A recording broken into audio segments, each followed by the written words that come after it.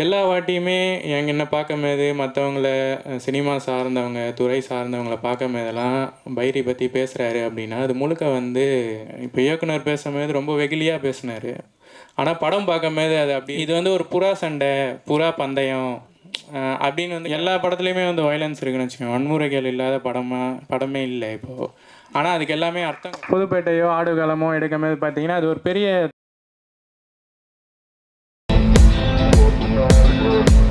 News 10 Tamil சேனலுக்கு like, share and subscribe. Thank you.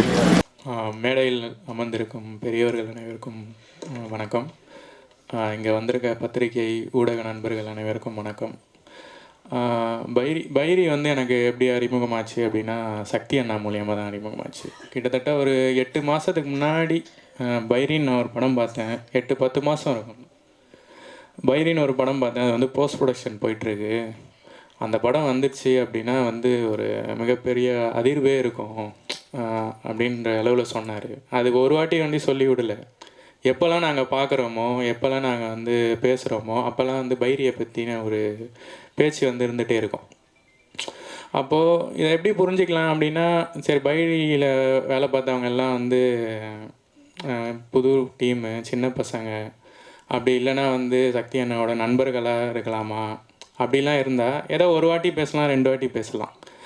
எல்லா வாட்டியுமே என்ன பார்க்கும்போது மற்றவங்கள சினிமா சார்ந்தவங்க, துறை சார்ந்தவங்கள பார்க்கும்போதெல்லாம் பைரி பற்றி பேசுகிறாரு அப்படின்னா, அது முழுக்க வந்து அன்பை தாண்டி, அவங்க மேலே இருக்கிற நம்பிக்கையை தாண்டி, அது கலை சார்ந்த ஒரு பதிவு அது.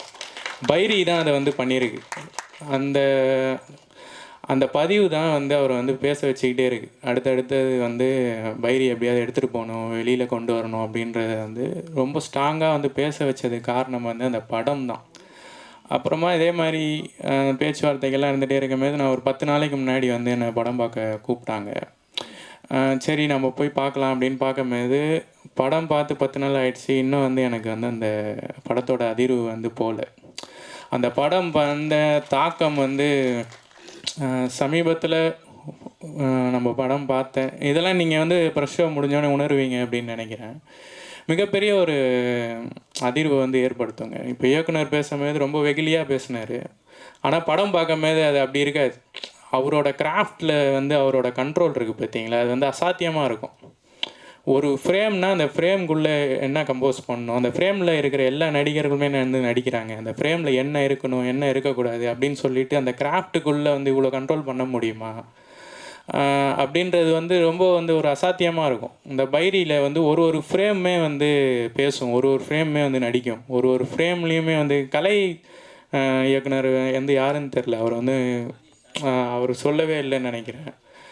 ஆனால் அவரோட வேலை, இயக்குனர் வந்து அவர்கிட்ட வாங்கின வேலை, அந்த வாழ்வியலை காட்டினது, இதெல்லாமே வந்து ரொம்ப அசாத்தியமாக இருந்தது. குறிப்பாக வந்து இயக்குனர் சொன்னார்ல, சின்ன வயசுலேருந்து நான் புறா வளர்க்குறத பார்க்குறேன், அதை வந்து நான் பதிவு பண்ணணும்னு நினைக்கிறேன் அப்படின்ட்டு. எல்லாருமே வந்து பார்க்கலாம், அதை வந்து ஒரு ஆவணமாக பதிவு பண்ணலாம், இல்லைன்னா வந்து ஒரு காட்சி மொழியில் வந்து பதிவு பண்ணலாம். ஆனால் அது சினிமாவாக மாற்றுறது வந்து அது வந்து ஒரு மிகப்பெரிய தொழில்நுட்ப அறிவு அது. அது வந்து கலை சார்ந்த அறிவு. அதை வந்து எல்லாராலையும்லாம் பண்ண முடியாது. நம்மளும் எவ்வளோ பார்க்குறோம், எல்லாருமே எவ்வளோ பார்க்குறாங்க, நூற்றுக்கணக்கான படங்கள் வருது. ஆனால் அது எல்லாமே வந்து சினிமாவா, கலையா, உணர்வுகளா வந்து அதெல்லாம் மாறாது. அது மாறணும் அப்படின்னா அந்த இயக்குனரோட அந்த சினிமா தொழில் சார்ந்த அறிவு வந்து எந்த அளவுக்கு வந்து மேன்மையாக இருக்குது அப்படின்றத தான் வந்து என்னால் பார்க்க முடிஞ்சுது. இன்னமும் சொல்லணும் அப்படின்னா, இது வந்து ஒரு புறா சண்டை, புறா பந்தயம் அப்படின்னு வந்து கணக்க முடியல. அந்த புறா பந்தயத்துக்குள்ளே இருக்கிற மாந்தர்களோட உணர்வை வந்து ரொம்ப தீவிரமாக பேசுது. அந்த சமூகத்தை வந்து ரொம்ப வந்து அழுத்தமாக வந்து பேசுது. இப்போ புறா பந்தயத்தால் வந்து ஒரு தலைமுறையாக வளர்ந்து வரவங்க வந்து அவன் பையன் வந்து அதாவது அது வேணாம் அப்படின்னு சொல்லிட்டு ஒரு அம்மா வந்து போராடுறாங்க. அது வந்து ஒரு சமூக மாற்றத்துக்கான ஒரு விஷயமா வந்து அவர் வந்து கையாளுறார். இது வந்து அப்படியே தொடரக்கூடாது, என் பையனும் எதுக்கு வந்து இதிலேயே போய் கெட்டு போகணும், அழியணும் அப்படின்னு சொல்லிட்டு அங்கே இருக்கிற ஒரு உணர்வு போராட்டம், அதுக்கு நடுவில் இருக்கிற வந்து அரசியல் பிரச்சனை, ஜாதி, மதம், இனம் அப்படின்னு சொல்லிட்டு இந்த படத்தோட அடுக்குகள் வந்து ரொம்ப பெருசாக இருக்குங்க. ரொம்ப வந்து பெரிய ஒரு பார்வை இது. இது ஒரு சின்னதாக வந்து ஒரு சண்டை படம், வயலன்ஸ் எல்லா படத்துலையுமே வந்து வயலன்ஸ் இருக்குன்னு வச்சுக்கோங்க. வன்முறைகள் இல்லாத படமே இல்லை இப்போது. ஆனால் அதுக்கு எல்லாமே அர்த்தம் கிடையாது. இப்போ பைரி எடுத்துக்கிட்டிங்கன்னா அதுலேயும் வெட்டுறான் குத்துறான், ஆனால் அது எல்லாத்துக்குமே வந்து காரணம் இருக்குது. காஸ் அண்ட் எஃபெக்ட்னு சொல்லுவாங்க. ஒரு காட்சிக்கும் இன்னொரு காட்சிக்கும் வந்து அப்படியே தொடர்பு இருக்குது.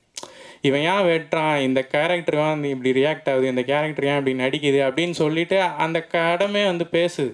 அந்தளவுக்கு ஆழமாக இருக்குது.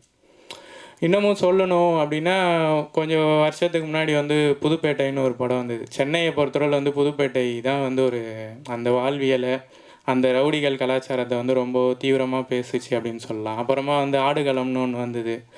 அது மாதிரி தென் மாவட்டத்துக்கு வந்து பைரியை வந்து நம்மளால் வந்து தவிர்க்கவே முடியாது. இன்னமும் சொல்லணும் அப்படின்னா, புதுப்பேட்டை, ஆடுகளம், வட சென்னை இது எல்லாத்தையும் கடந்து ஒரு படி மேலே தான் வந்து பைரி இருக்குது. ஏன் அப்படின்னு சொல்லணும் அப்படின்னா, புதுப்பேட்டையோ ஆடுகளமோ எடுக்கும்போது பார்த்தீங்கன்னா, அது ஒரு பெரிய தயாரிப்பு, பெரிய இயக்குனர், பெரிய நடிகர்கள். அந்த படத்தை அவங்க ரொம்ப சொகுசாக கம்ஃபர்டபுளாக ஆகிட்டு பண்ணுறாங்க. பட் இந்த டீம் வந்து அந்த மாதிரியான ஒரு பதிவை முதல் முயற்சியிலே பண்ணுறாங்க. ரொம்ப ஆழமாக பண்ணுறாங்க. அந்த வாழ்வியலை வந்து இவ்வளோ ராவாக பதிவு பண்ணுறது வந்து ரொம்ப எப்படி சொல்கிறது, 1000ல் ஒரு படம் வரும், 500ல் ஒரு படம் வரும், அப்படி தான் வரும். இந்த வருஷத்தில் மிகப்பெரிய சம்பவம் வந்து பைரி தான். பைரி நிறையா படம் வரப்போகுதுன்னு வச்சுக்கோங்களேன், நிறையா படங்கள் வரலாம். ஆனால் 2024 வந்து பைரி விட்டுட்டு நீங்கள் வந்து சொல்ல முடியாது. நம்மளால் வந்து கண்டிப்பாக வந்து பைரியை தவிர்த்துட்டு இந்த வருஷத்தோட படங்களை வந்து நம்மளால் பேச முடியாது. பைரி வந்து அதில் கண்டிப்பாக இடம் பிடிக்கும். கண்டிப்பாக அதே மாதிரி சின்ன படம் பெரிய பசம் அப்படி பேசிக்கிட்டே இருந்தாங்க. என்னை பொறுத்தவரையில் வந்து ப்ரெஷ் ஷோ பத்திரிகையாளர்கள் பார்க்குறதுல தான் பார்த்தோன்னே அது சின்ன படமாக பெரிய படமான்னு மாறிடும். பெரிய படங்கள் எல்லாம் சின்ன படங்களாகிடும், சின்ன படங்கள் எல்லாம் பெரிய படமாகிடும். ப்ரெஷ் ஷோ முடிஞ்சிச்சு அப்படின்னா பைரி வந்து அதுதான் டாக் ஆஃப் த டவுனாக இருக்கும். மிகப்பெரிய ஒரு சம்பவத்தை நிகழ்த்தும் அப்படின்னு நான் வந்து நம்புகிறேன். இந்த வாய்ப்பை கொடுத்த எனக்கு வந்து ரொம்ப நன்றி. எனக்கு ரொம்ப கௌரவமாக இருக்குது. படக்குழு எல்லாருக்குமே வந்து நன்றிங்க. தொடர்ச்சியாக இந்த மாதிரியான படங்களை வந்து பண்ணணும்னு நினைக்கிறேன். நன்றி. நன்றி. அடுத்ததாக நாயகன் Syed. Hi, this is Minna. Like, share, subscribe, News 10 Tamil.